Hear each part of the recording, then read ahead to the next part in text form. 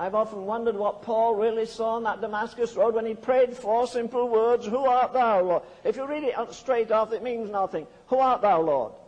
But suppose you can read it this way. Who art thou, Lord? Here's a man with a colossal intellect. Here's a man who is he's in every category, is in the highest category. He's a Hebrew of the Hebrews. He's a Pharisee of the Pharisees.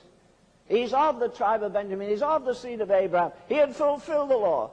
He says concerning the law it was blameless. And yet he's going down that Damascus road breathing out threatenings with a heart full of fire and hatred. You talk about a miracle of the grace of God. That man had murdered people, as he says in the 26th of Acts. He tore families apart. He chased them off into strange cities.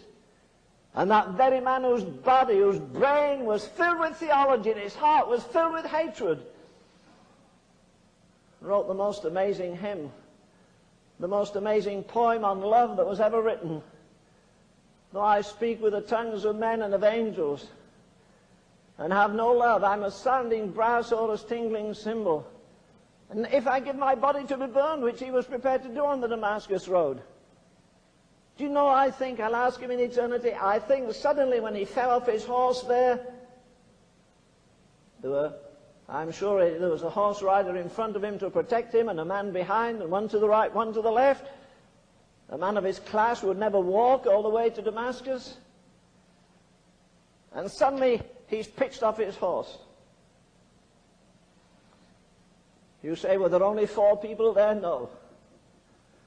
You say there was a man riding in front. Yes, one behind, one to the right, one to the left. Were they the only witnesses? Maybe on earth. I want to tell you, I believe every demon in hell was looking down on that man at that moment. I believe every angel in heaven was looking down. The demons, because he was their best advocate on earth. He was fearless, he regarded nobody. He had some letters in his pocket saying he could put to death anybody that he wanted. And then suddenly Jesus came into his life. Would you have thought that man in the dust had inside of him 14 epistles, if you give him Hebrews, and I think he wrote it? Would you think that he would go through Asia Minor and establish a dozen or more churches? Would you think that that man in a lousy, stinking prison, they wouldn't let you put a dog in today, would write to other Christians as he does to the Colossians, to the Philippians and the Ephesians, his love letters to them? And as he says, rejoice in the Lord. And again, they should have been sending letters of comfort to him, and he's sending letters of comfort to them. Why?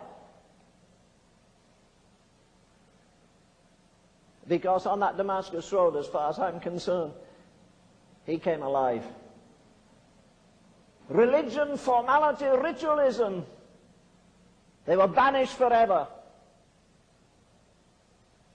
And then after that experience, he was shut away in the quietness. Maybe that's why God's brought some of you around here, so you can get alone under a tree somewhere and talk to God and find out where he wants you to go. And he had 3.5 years in the wilderness. Then he's caught up into the 3rd heaven.